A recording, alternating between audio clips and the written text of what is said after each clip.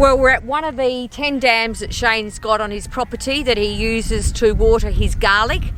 In the background we can see the forest where the fire actually came through and took out, devastated Shane's place. We can also hear sheep bleating in the background. It's absolutely fantastic. So this is the sort of water source that we'd be looking for. This ultrasonic LoRaWAN sensor provided by Open Sensing would be installed on a stick in the middle of the dam, and it would be recording the distance between the sensor and the level of the water and providing real-time data back to our CFS guys about how much water is actually in this dam.